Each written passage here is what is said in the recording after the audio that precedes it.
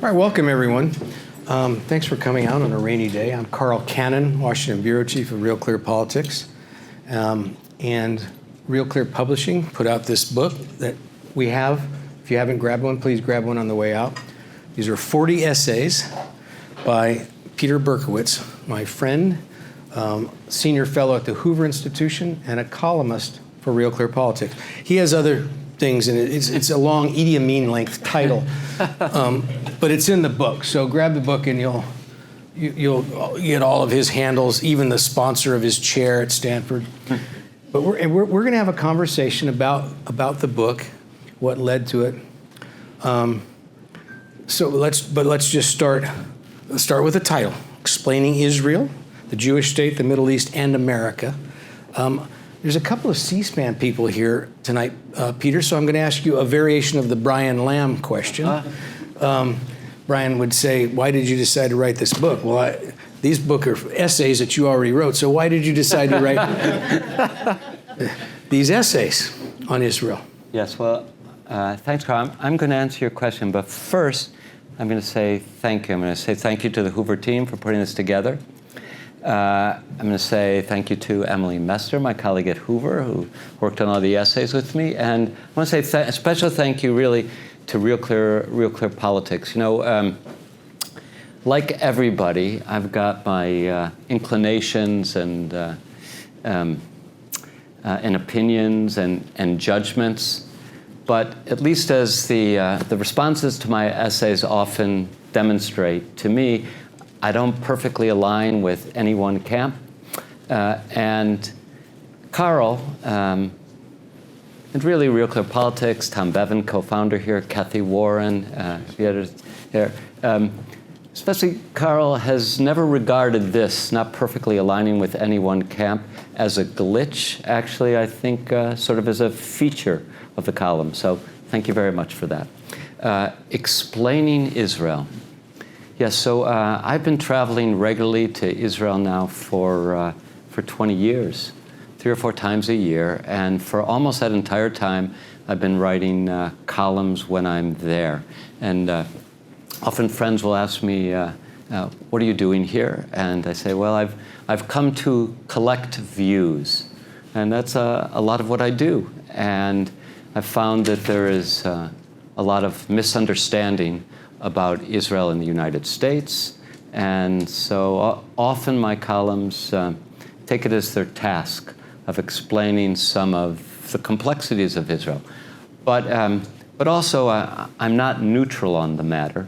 I'm a strong supporter of Israel, and so for me, explaining Israel is also about explaining why the ways in which Israel is extraordinary, the ways in which Israel is in a perilous condition, and how Israel fits into also the Middle East, and how Israel fits into, or ought to fit into, a responsible U.S. foreign policy.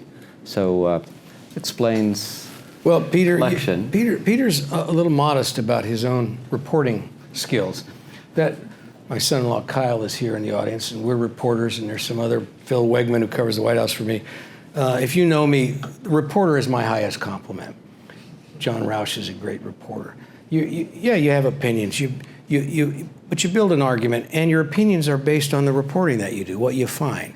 And that's, I'm editing these columns until about 3 or 4 years ago, and I noticed Peter would turn in columns when he knew I was golfing or at a baseball game, so Kathy would edit them. And I realized he preferred Kathy's editing to mine. I guess she has a lighter pen, I don't know.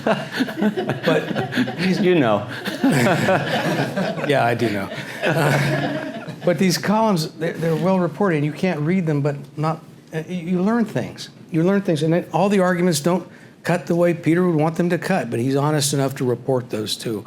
Peter, I'm going to ask you a question. I was reminded as I was going back, these essays, by the way, cover the period 2014 to 2024, so 10 years. Well, lots happened in Israel in 10 years. And when my first book I wrote was called The Pursuit of Happiness in Times of War, and it was how presidents use the language of the preamble of the Declaration to rally Americans in time of war or national crisis. But while I'm writing the book, and I interviewed former presidents, Jimmy Carter and George H.W. Bush, Jerry Ford, but while this is going on, the United States entered a war. And so I had to go back to these people, these guys, and it's not easy to get them. Do you still feel the same way? And Peter, as I'm reading this is happening while you're writing. Yes. So why don't you explain a little difference of the before and the after? Happy to do so. So the book begins in 2014. First essay is from 2014. And 2014 is a moment of peak confidence in Israel. Everything seems to be going right. The economy is booming. The high-tech sector is the envy of the world. In 2014, only 2 nations in the world had more companies listed on NASDAQ than Israel. Israel was a country of under 10 million people then. The only 2 countries ahead of it were the United States with 340 million people and the People's Republic of China with 1.5 billion people. Economy is booming. The peace is holding with Jordan to the east, with Egypt to the southwest. Things are mostly quiet on the northern front. There hasn't been any missile fire, rocket fire from Hezbollah roughly since the end of the 2006 war. Hamas seems to be mostly quiet. According to international polling, the people of Israel are among the happiest people in the world. The birth rate is high, and not only among ultra-Orthodox Jewish women, but among secular Israeli women, the highest birth rate in the Western world. So, and a friend of mine even wrote a book published in the beginning of 2014, I think, called The Israeli Century. The Israeli Century. Got a little ahead of himself, didn't he? He got a little ahead of himself. Yes, he did. But problems were visible. Later in 2014, in the West Bank, in the area many Israelis call Judea and Samaria, 3 young men were kidnapped in late spring, and they were executed by Hamas in the West Bank. This precipitated a 7-week war between a 7-week military operation, which Israel fought in Gaza.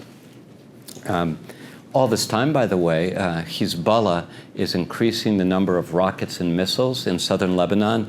Already at that time, somewhere between 100,000 and 150,000 rockets and missiles pointed at Israel on its border. In fact, it was the biggest collection of projectiles aimed at another country outside of a military, a formal national military.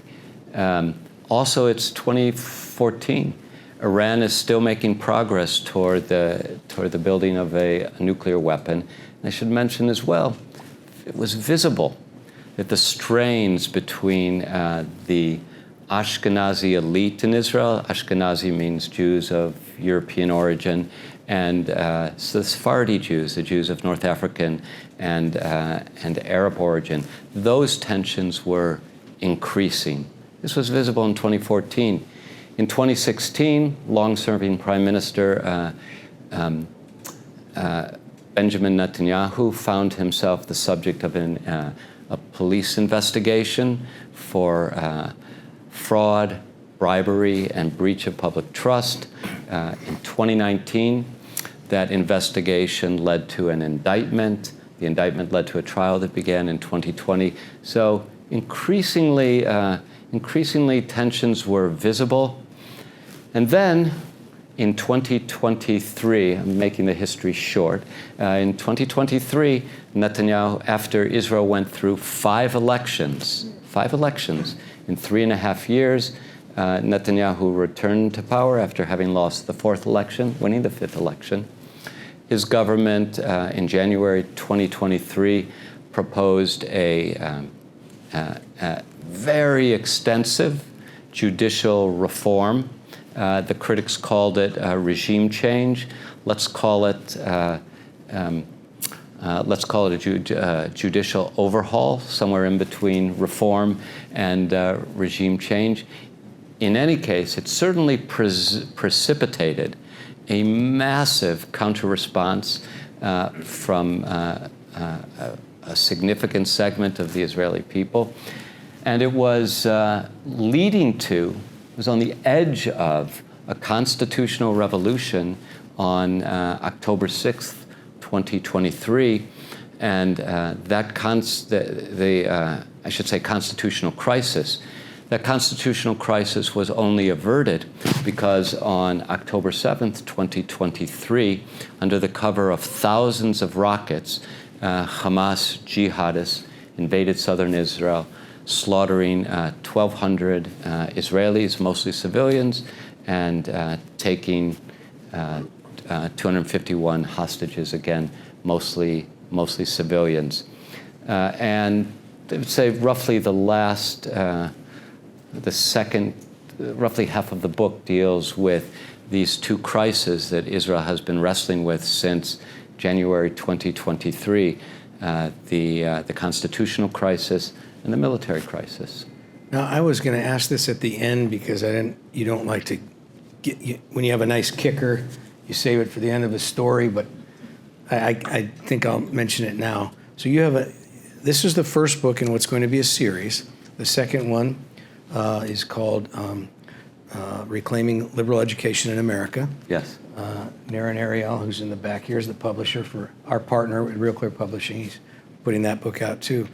But I have to tell you, Peter, one of the greatest surprises of my life as a journalist, the greatest surprise of my life has been when, after Israel is attacked, yes, on college campuses throughout the West, Western Europe, Canada, but here in the United States, the country I know about, people rally not for Israel, but for the terrorists, for Hamas.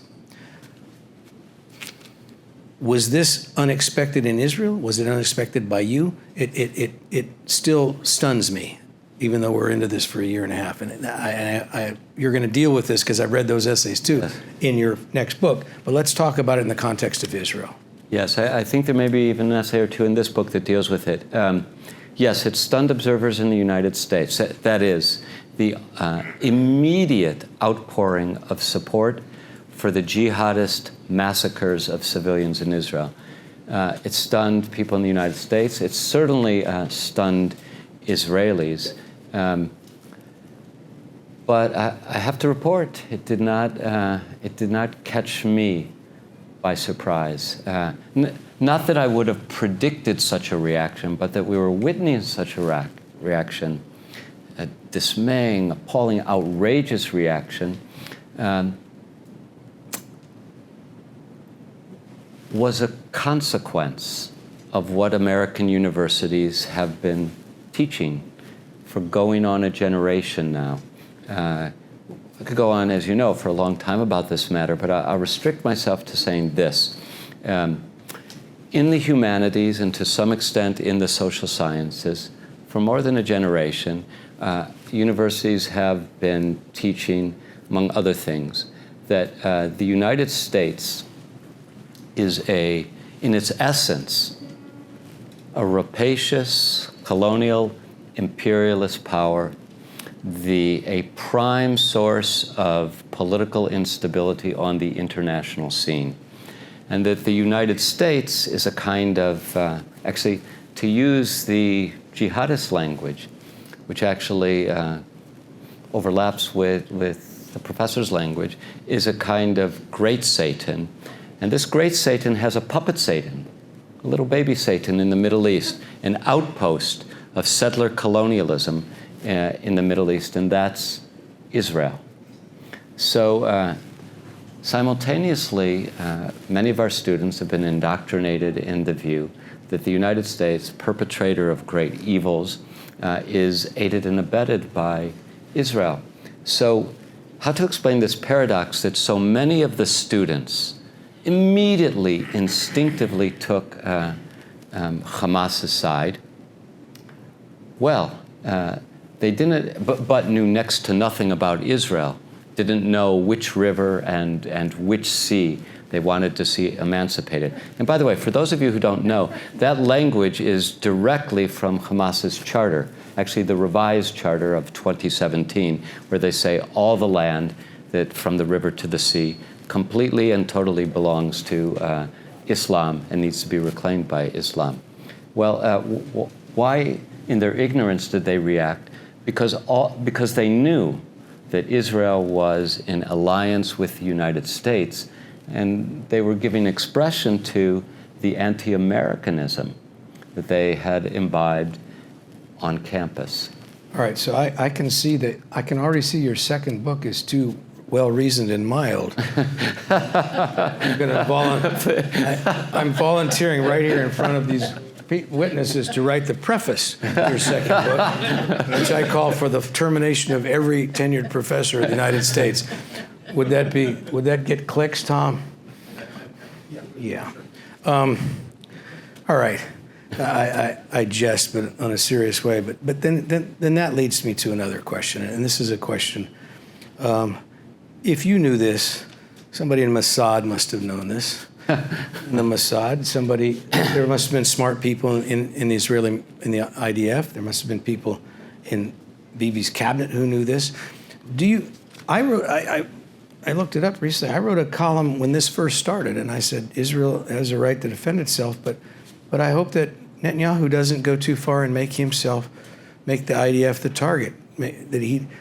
Yes, Hamas hides, and you've pointed this out. You point this out in this book, in hospitals and schools.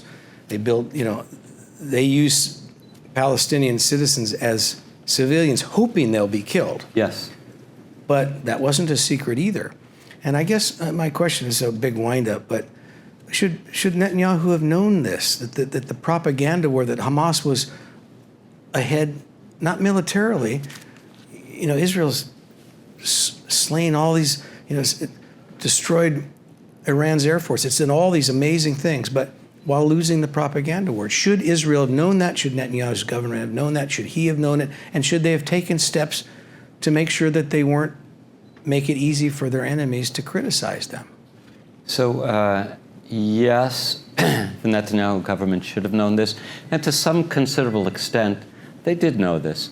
Benjamin Netanyahu, who in part grew up in the United States, speaks beautiful English, does understand the American scene. And in fact, before the Hamas slaughter, it was well understood in Israel that generally, best case scenario, Israel has 10 days or 2 weeks to defend itself against onslaught. And after 2 weeks, the accusations of crimes against humanity and genocide will start rolling in. So then the next question becomes, okay, what can you do to counter that? Well, there's not that much that is within Israel's power to do. You could say they could have mounted a stronger, the Israelis call it Hasbara campaign, explanation campaign, propaganda campaign. Undoubtedly, Israel could have done more there. You could argue that Israel should have, from the very beginning, as my Hoover colleague now, Jim Mattis, recommended, who was totally in support of Israel's operation in Gaza. He said he recommended this after about 2 weeks. It would be a good idea for Israel to set up field hospitals on the edge of Gaza, to which only women and children would be admitted. Not only would be good for those women and children, it would be good for Israel's reputation in the world. But we have to be clear about this. These students on American campuses, the professors who egg them on, the intellectuals in Europe, they didn't really want to be instructed. They have such a poor record of taking seriously the facts that it's hard to imagine even an extraordinary campaign by the Israelis to get explanations out there would have changed much. I mean, we see this now in the the denunciation of Israel by the International Association of Genocide Scholars. Oh, that was going to be my next question. Please proceed. Which is a subscription association. Anyone can join if you pay. I think it's $125. I'm not sure. 30. Pardon? Maybe it's only $30. And this it includes students, by the way, students. And musicians. And musicians. But if you move through the accusations, starvation, indiscriminate killing of civilians, indiscriminate bombing, the evidence goes in the opposite direction on all of these points. And by the way, we should be very clear about this. The people who live in the Gaza Strip are undergoing and have been undergoing a terrible humanitarian crisis. They are suffering immensely. But immediately two things need to be added. One, it seems to me as a moral matter and as a legal matter, as a matter of the international laws of war, Hamas is presumptively responsible for the death and the destruction. Why is that? It is a violation of the laws of war, first, when Hamas attacks civilians. Its whole war plan was to attack Israeli civilians. It's a violation of the international laws of war to operate your military inside a city, or, by the way, under a city. And certainly in that city's hospitals, mosques, schools, UN offices, and more. Those are a violation of the international laws of war. Obviously, it should be obvious it's a violation of the international laws of war to use your own civilians as human shields. We have letters, we have messages from Sinwar, the leader of Hamas, whom the Israelis killed in October 2024, saying that part of our tactics is to rack up Palestinian deaths as a result of the Israeli invasion, which will turn the international community against Israel. None of this requires deep investigative reporting. And yet, the newspapers and the scholars in Europe and the United States have almost systematically avoided grappling with these realities. All right, so the word genocide, let's stay with this point a little bit, because how many Arabs live in Gaza and live in the West Bank, I don't know, compared to 25 years ago? Yeah. So we talked about this on the radio. We did. So I'm going to, I'll emphasize the point. The charge of genocide against Israel goes back to around the late 1980s. This was the time of the first Intifada, an uprising of Palestinians, mostly in the West Bank, Judea and Samaria. It was asserted that Israel was committing genocide in responding to the Intifada. At that time, approximately 1.5 to 1.8 million Palestinians lived in the West Bank, Judea and Samaria, and the Gaza Strip total. Almost 40 years later, roughly, I think actually more than 5 million Palestinians live in the West Bank, Judea and Samaria, and Gaza altogether. In other words, the population has just about tripled in 40 years. There is no national population in the Western world that has grown more rapidly than the Palestinian population of the West Bank, Judea and Samaria, and Gaza. That's not the look of genocide. That's not what the word means. The word came into use after World War II, when Nazi Germany killed almost all of the Jews almost all of them in Germany, Austria, France, Belgium, Poland, the Netherlands, Poland, and more than half of them in Western Russia, Italy, Greece. That's genocide. That's saying you want to wipe out the race. And how is it that people say this with a straight face? Now I'm asking you now about college campuses again, but it's not limited to there. I made the mistake of watching 2 minutes of the Emmys, and the wrong 2 minutes, apparently. Well, do not watch. This is an argument for gun control because I shut out my television. Jeez. But you had this actress who, speaking on behalf of the diaspora, and you had this idiot actor I'd never heard of saying, I have to denounce the genocide. And by the way, citing that fake group.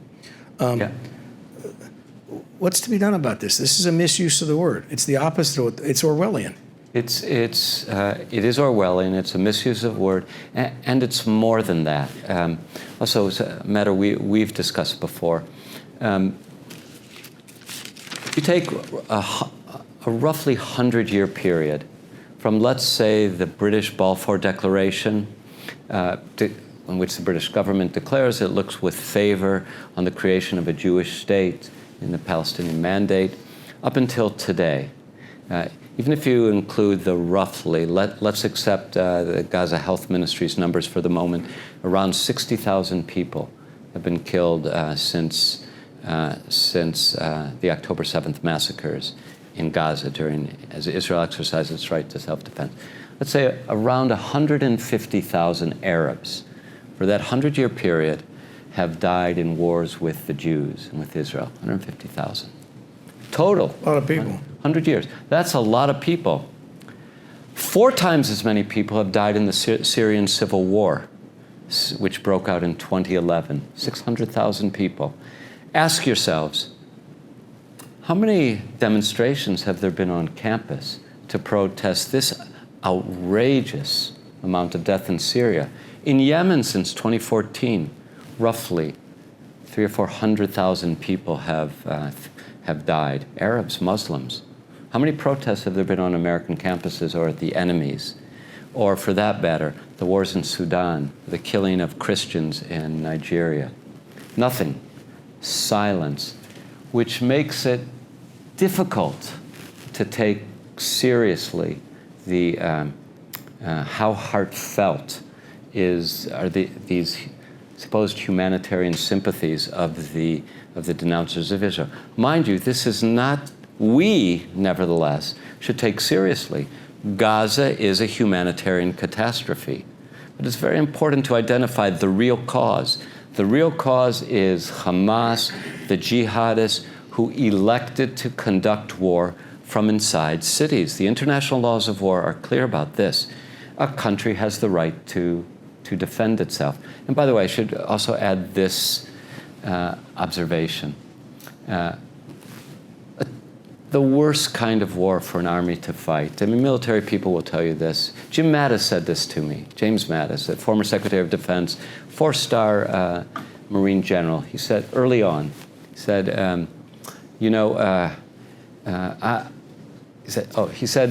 this was in the conversation he told me about the field hospitals that the Israelis should set up. Early on, he said, so far as he can tell, at this point, Israel has made only one mistake, which is they haven't yet drafted him to fight on Israel's side. And then he added, the somber face, he said, Peter, I love a battle, but there's anywhere I'd rather fight. In a desert, on an icy mountain slope, in a forest, anywhere I'd rather fight than inside a city. And the Israelis are now facing a kind of warfare that we didn't even see in Mosul and Fallujah, which wasn't nearly, the population was not as densely packed together. And in Mosul and Fallujah in Iraq, the Iraqis had not built hundreds of miles of tunnels. If I'm remembering correctly, that tunnel system in Gaza is more extensive than the New York City subway system. Well, there was an old line from my youth when the United States was stuck in the quagmire. Quagmire is a synonym for Vietnam for those young people. Of a certain generation, yes. Yeah. Let's declare victory and go home. And it was a cynical quip, but there was a thought behind it that that some wars can't be won, and that you could declare that you'd won a war, and that would be good enough. The North Vietnamese, the army was never going to be a threat to anybody in the United States, Is it time for Israel to declare victory and get out of Gaza? If it can't win this war and it's losing the battle of public opinion, declare victory and go home. It's reduced. I mentioned earlier Iran's air force to rubble. It's done all these things around. Syria is sort of suing for peace. Iraq is no threat. I mean, maybe this is the time. There are certainly admirable and impressive voices in the national security establishment in Israel who advocate today time to end the war. As you know, Carl, and as most of you know, I'm sure, Israel intensified its ground operation in Gaza City today. I do think that in response to your concern about war goals, Prime Minister Netanyahu has spoken misleadingly in the past when he has said that Israel's goal is nitzachon muchlat, which means absolute victory. Right. There will be no such thing as absolute victory in Gaza, dealing with what was once a military has now been reduced to a terrorist organization. However, Netanyahu has also, I think, more adequately defined Israel's war goals, which are to eliminate Hamas as a military, to eliminate Hamas as a governing power of Gaza, and to rescue the hostages. Three goals. Are they all compatible? Well, this is the question over which Israelis continue to agonize.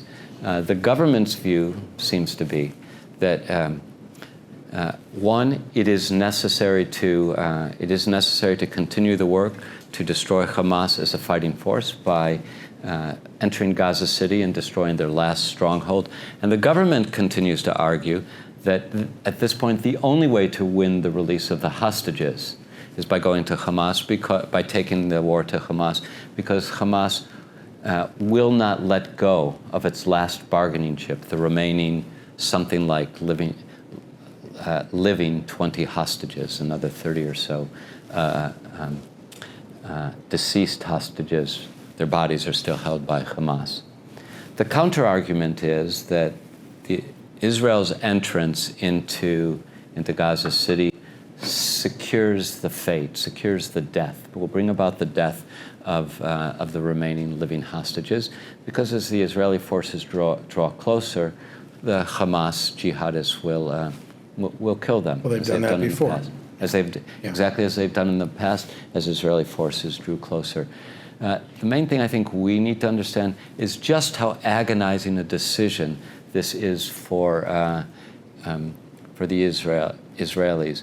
In the Jewish tradition, pidyon shivuyim, the returning of the hostages, is a high, if not supreme value, or at least it is a very high value.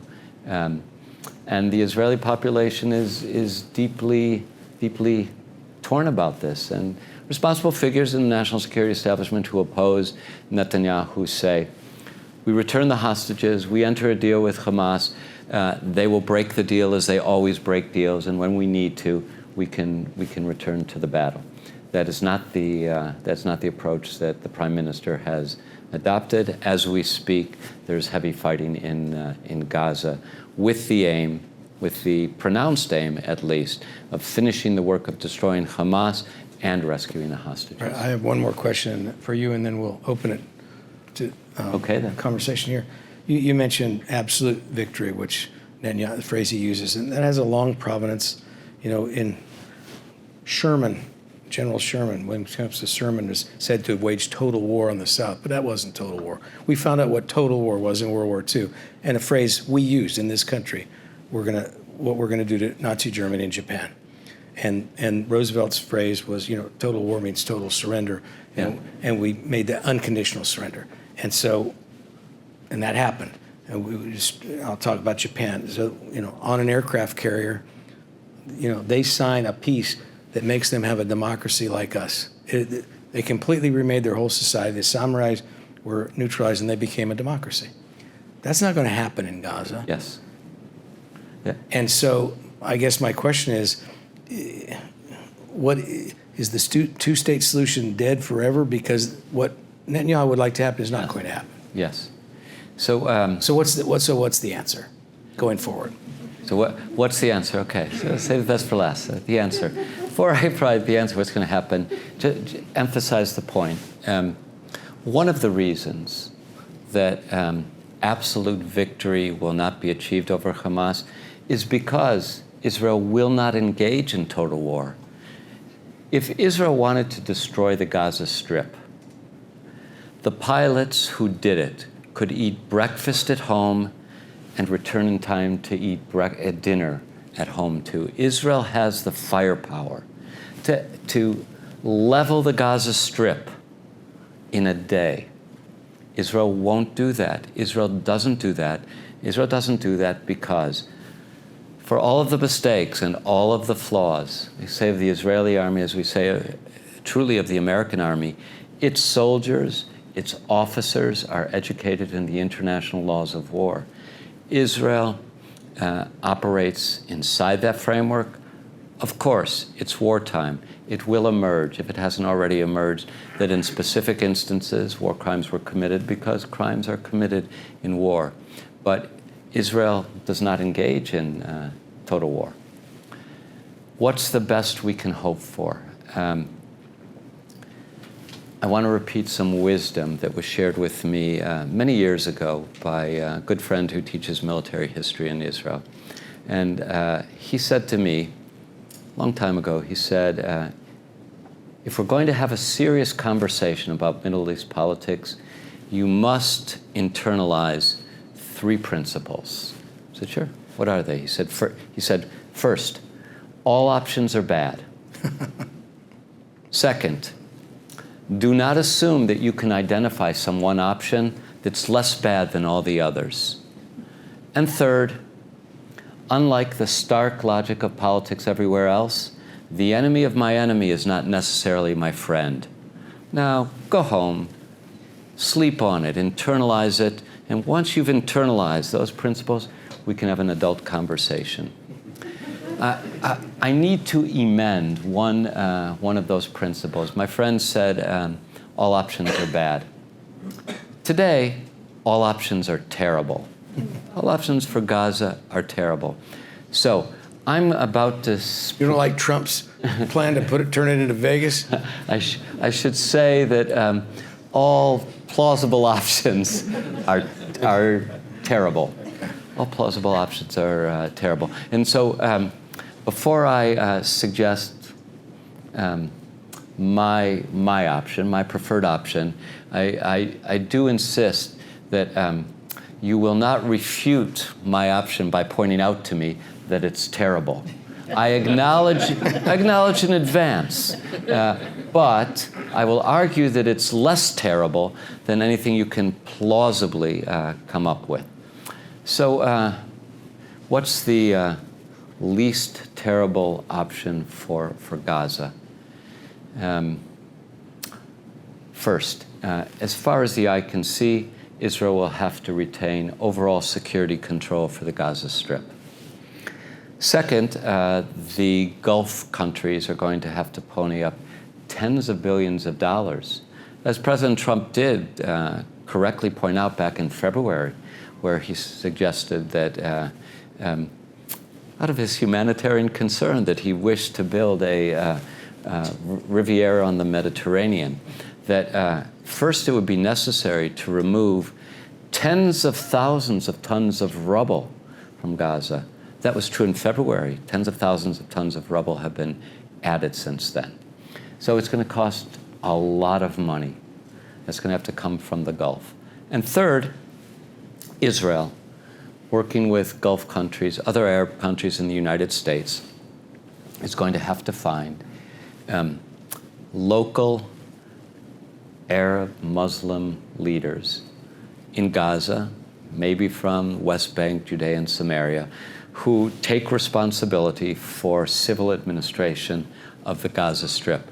And these Palestinians are going to have have to have links that are as weak as possible to Hamas and to the Palestinian Authority, the corrupt and sclerotic Palestinian Authority.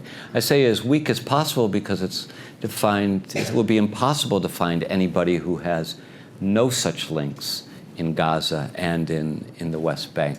So once again, I concede that this is a terrible option with lots of problems associated with it, but I do believe it's less terrible than the other options on the table. We have time for some questions. We'll start right here, Jeff, in the front row. Jonathan Rausch. Jonathan Rausch of Brookings. Peter, your writings on Israel have been a touchstone for me now since you've been doing it, and Carl's absolutely right about your talent as a journalist. Thank you for that. Someday this war will end, and before this war, Israel was simultaneously vibrant and coherent, yet also deeply conflicted, secular versus orthodox, left versus right, and so forth. What does the long-term future of that country look like? It appeared on October 6th to be coming apart at the seams. Another good and hard question. Thanks, Jonathan. I visited Israel in August. I came back a few weeks ago. In June, Israel accomplished extraordinary things militarily. In a 12-day operation, they severely degraded Iran's nuclear program. They severely degraded Iran's ballistic missile collection. They severely degraded Iran's missile production factories. They took out prominent scientists. They took out more than a dozen military leaders. Extraordinary accomplishments. Today in Israel, it's as if none of that happened. I don't mean the Israelis are not grateful to their extraordinary Air Force and the Mossad. I mean that if you had asked an Israeli in August, just 2 months after his extraordinary achievements, well, aren't you buoyed by the achievements of June? It would be like asking an American, aren't you just feeling great about the victory over the British in No, come on, the Battle of the Bulge. Fine. Maybe only 80 years ago. Why is this relevant to your question? Because the Israelis are suffering from the divisions that you have identified, which now in the Israeli context have been reduced to, or they have been consolidated in Rak Bibi, only Bibi, Rak Lo Bibi, only not Bibi, Benjamin Netanyahu, the nickname that just about everybody in Israel uses to describe Netanyahu. So yes, these divisions run very deep, and yes, as you know well, and I know you've been thinking about this and deeply, that these divisions, these social divisions, to some extent mirror the deep divisions within the United States and other Western-style liberal democracies. So there's a division between the highly credentialed, well-educated, prosperous elites who live in the urban centers in Israel and the people who live in Israel, they say, the peripheria, the periphery. These are magnified by divisions between, as you say, the religious and the secular. Sounds like the United States you're talking about. Understood. Even more deeply, the ultra-Orthodox and the rest of the population. Don't forget that 21% of Israel's citizenry is Arab. This is another very significant division within Israel. And the debate over the role of the Supreme Court in Israel has not gone away. The people who introduced the reforms back in January 2023 remain eager to ram those reforms through.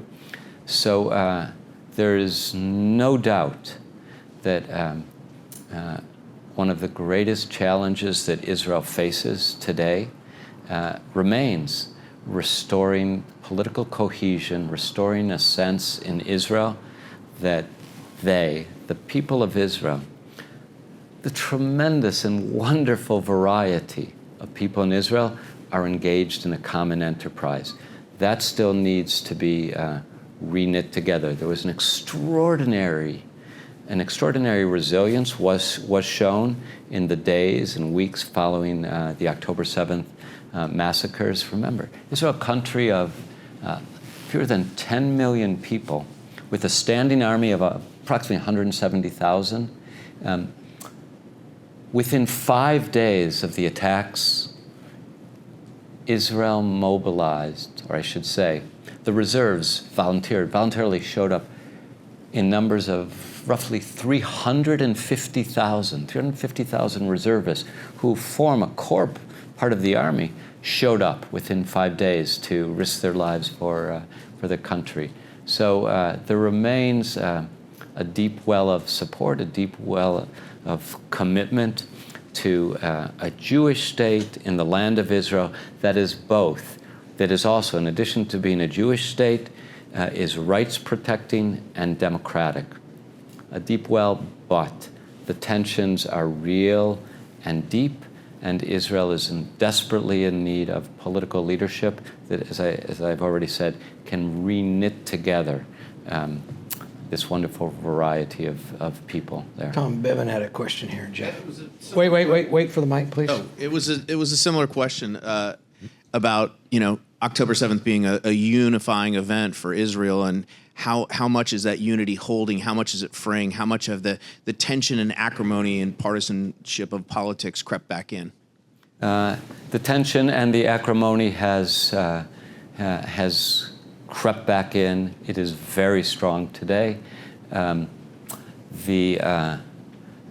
opposition to Netanyahu is big. It's intense. Actually, since roughly the spring of 2023, that means 2 years, almost all of the polls have very consistently shown that if elections were to be held, Netanyahu would no longer be prime minister. So for 2 years, and during this period, the crisis of the Constitution and of the regime, and then the crisis of the war, the prime minister has been governing without real majority support, although he commands a majority in the Knesset.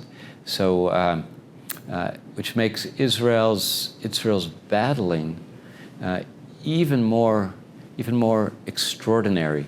And while there are numbers of the reservists showing up for reserve duty have declined somewhat, still, reservists are showing up at a remarkable rate. By the way, nobody would have predicted that this was so on October 6, 2023. The older generation in Israel has frequently, since October 7th, expressed its astonishment about the young people showing up, the 20-somethings showing up, and its gratitude to those people who have shouldered a considerable burden. But we should make clear, when I say reservists, not reservists like in other countries, the reservists form an essential part of the Israeli military, and many of these men, and some women, are 30-somethings who are showing up at considerable cost to their livelihood, to their families, to say nothing to their own limbs and lives. We have time, I think, for one more question, maybe two, if depending on how succinct Peter is in answering. Aha. Thank you very much for this presentation and this discussion. It's really great. So the question that I'm going to ask you is almost a little provocative. Is what do you think of and what consequences you see for this recognition of Palestine by some European countries led by France? In Ireland? Yes. I think this represents awful conduct that is counterproductive. It does not advance the interests of the Palestinians one bit. To the contrary. What do I mean? I think the Israelis are right. Prime Minister Netanyahu is right. It looks to all eyes, to Palestinian eyes, for sure, as a reward for a massacre. What's the message to the Palestinians? Is that, for 30 years since Oslo, you know what your mistake has been? You didn't kill enough innocent civilians. If only you had thought about that earlier, we would have persuaded European countries to recognize the Palestinian state. Second, in what does this recognition consist? What's going to happen after France, Canada, UK, you said Ireland, other countries? Norway. What happens after they formally recognize the existence of a Palestinian state? It is not going to bring into existence a Palestinian state, not in the West Bank, Judea and Samaria, and not in the Gaza Strip. And why is that? Because until Hamas is dealt with adequately in Gaza, Israel will continue to face an existential threat. And by the way, why is it that Mahmoud Abbas has not stood for election since 2009, which is when the 4-year term to which he was elected ended? Partly because he just wants to retain power, but also partly because his party knows that if elections were held, there's a very good chance that Hamas would be elected in the West Bank and Judea and Samaria. And Israel can't live with that territory governed by a jihadist organization whose original charter in 1988 and whose revised statement in 2017 both explain that it's their raison d'etre, the reason for being, is to destroy the Jewish state. We would not ask this of any other country. It shouldn't be asked of Israel. So, having said all that, we could use Europeans, we could use Americans who do take seriously the serious suffering of Palestinians in Gaza and Judea and Samaria, and work with the Israelis to adopt measures that meet two criteria. One is any measures must, first,